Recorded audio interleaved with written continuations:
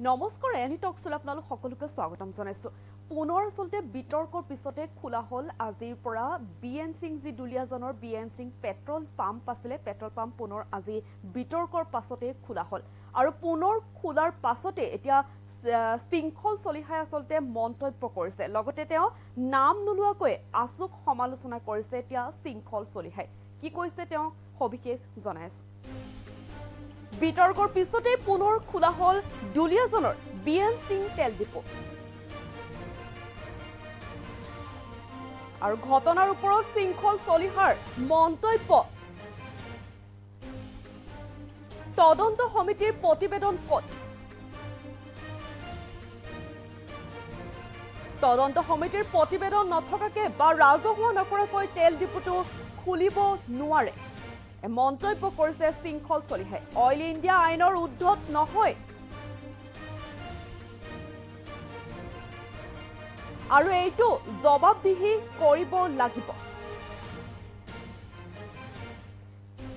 যেটো পুনৰ বিতৰ্কৰ পিছতে আসলতে খোলা হল আজি দুলিয়াজনৰ বিএন সিং তেল ডিপো আৰু বিএন সিং তেল ডিপো পুনৰ খোলাক লৈ এতিয়া মন্তব্য কৰিছে শৃংখল চলিহাই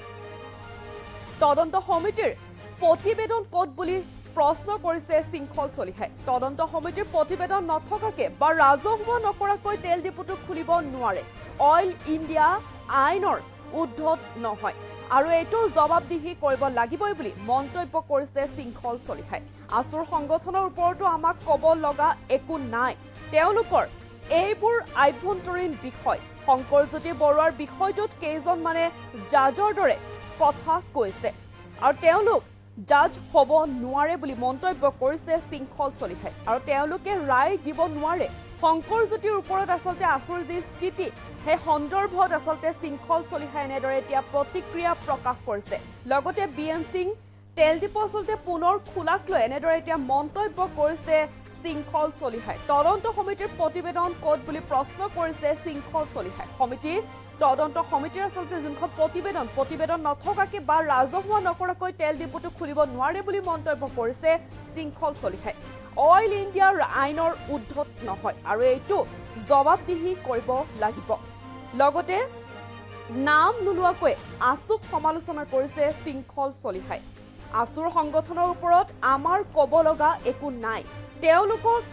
এইবোৰ আভ্যন্তৰীণ বিষয় তেওঁলোকৰ এইবিলাক আভ্যন্তৰীণ বিষয় শংকৰজ্যোতি বৰুৱাৰ বিষয়টোত কেইজন মানে জাজৰ দৰে কথা কৈছে আৰু তেওঁলোক জাজ হ'ব নোৱাৰে বুলি মন্তব্য কৰিছে শৃংখল চলিহাই লগতে আৰু তেওঁলোক ৰায় দিব নোৱাৰে বুলি মন্তব্য কৰিছে শংকৰজ্যোতিৰ ওপৰত আসলতে আসুৰ যি স্থিতি সেই স্থিতি সন্দৰ্ভত শৃংখল চলিহাৰ এই প্ৰতিক্ৰিয়া এতিয়া দেখিবলৈ পোৱা গৈছে তেওঁ আসুৰ সংগঠনৰ ওপৰত আমাৰ ক'ব লগা একো নাই বুলি মন্তব্য কৰিছে তেওঁলোকে এইবোৰ আভ্যন্তৰীণ বিষয় আৰু লগতে শংকৰজ্যোতি বৰুৱাৰ বিষয়টোত কেইজনমান জাজৰ দৰে কথা কৈ আছে তেওঁলোকে জাজ হ'ব নোৱাৰে বুলি মন্তব্য কৰিছে তেওঁলোকে ৰায়ো দিব নোৱাৰে বুলি মন্তব্য কৰিছে শৃংখল চলিহাই এনেদৰে এতিয়া দুলিয়াজনৰ যি বিএন সিং তেল ডিপো আছে তেল ডিপো সন্দৰ্ভত মোক মন্তব্য কৰিছে শৃংখল চলিহাই মন্তব্য আছে শুনা বিচাৰিছো কোনো মানুহ যা পেট্ৰল পাম্পটো বিলাসিতানা অসমে বন্ধ কৰিছিলে তেতিয়া এখন তাত দণ্ডাধীশ পৰ্যায়ৰ তদন্ত ঘোষণা কৰিছিলে অইলে এটা কথাটো হৈছে তদন্ত সমিতিৰ প্ৰতিবেদন ক'ত তদন্ত সমিতিৰ প্ৰতিবেদন নথকাকে বা ৰাজহুৱা নকৰাকে তেল ডিপোটো খুলিব নোৱাৰে অইল ইণ্ডিয়া আইনৰ উদ্ধত নহয় আৰু এইটো জবাবদিহি কৰিব লাগিব আৰু এই বিষয়ে কাইলৈ আজি যেহেতু দেওবাৰ কাইলৈ অইলৰ লগত এই বিষয়ে আলোচনাত বিলাসিতানা অসমৰ নেতৃবৰ্গ বহিব তেওঁলোকৰ সংগঠনৰ কথাৰ মাজত আমাৰ ক'বলগীয়া একো নাই তেওঁলোকৰ এটা আভ্যন্তৰীণ বিষয় কিন্তু ছোৱালীজনীয়ে এটা গোচৰ শংকৰৰ ওপৰত দিছে গোচৰটো ন্যায়ালয়ৰ বিচাৰাধীন হৈ আছে কিন্তু কালি মই কেইজনমান মানুহক দেখিলোঁ তেওঁলোকে জাজৰ দৰে কথা কৈছে যেন শংকৰজ্যোতিক দোষী সাব্যস্ত কৰা হৈছে ইতিমধ্যে এতিয়া প্ৰশ্নটো হৈছে তেওঁলোক জাজ হ'ব নোৱাৰে আৰু তেওঁলোকে ৰায় দিব নোৱাৰে এতিয়া আমাৰ ক্ষেত্ৰতো আমি এজন মানুহক থু মাৰিছোঁ বুলি এটা ভুৱা নিউজ প্ৰচাৰ কৰিছিলে পিছৰ পৰ্যায়ত ন্যায়ালয়ে আমাক তাৰ পৰা দোষমুক্ত ঘোষণা কৰিলে কাৰণ আমি এইটো ক্ৰাইম কৰা নাছিলোঁ বুলি প্ৰমাণ হ'ল এতিয়া সেইকাৰণে আমি কৈছোঁ কাৰোবাৰ ব্যক্তিগত কথা বতৰাত